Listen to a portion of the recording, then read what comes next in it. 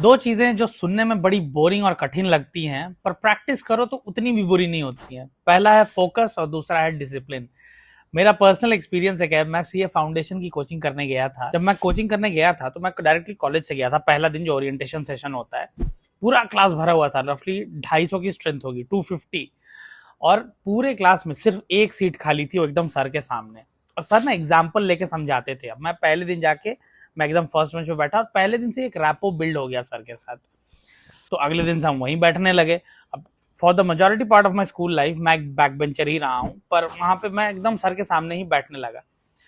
Aura क्या word होता है ना, ये मुझे सर के क्लास में समझ में आया। एक क्लासरूम में मुझे लिटरली इस वर्ड का मीनिंग एक्सपीरियंस हुआ।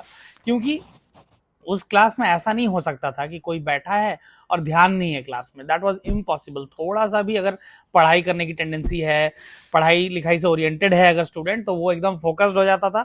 और जो बिल्कुल भी पढ़ाई लिखाई वाला नहीं है और मान लो समहाउ वो एनरोल कर लिया, तो वैसे बच्चे क्लास में ही नहीं आते थे।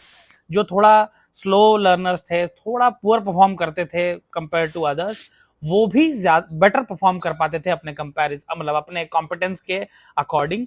क्योंकि सर ना वो बोलते थे रिपीट आफ्टर मी, कई सारे प्रोविजंस या मान लो कोई थ्योरी कॉन्सेप्ट समझा रहे हैं तो रिपीट करने के लिए बोलते थे। और पीछे अगर कोई मान लो एकदम कोने में कोई रिपीट नहीं कर रहा है, उनको दिख जाता था। तो इस तरीके से पूरा फोकस और अटेंशन ग्रैब करते थे ना क्लास का, कि एक इलेक्ट्रीफाइंग ही मुझे लगता है सही वर्ड होगा उस क्लासरूम के एक्सपीरियंस का। मेरे स्कूल कॉलेज में ना कुछ टीचर्स रहे हैं जिनका कई बार एक शॉर्टर स्पैन ऑफ टाइम में ज्यादा इम्पैक्ट रहा है कंपेयर टू अदर टीचर्स।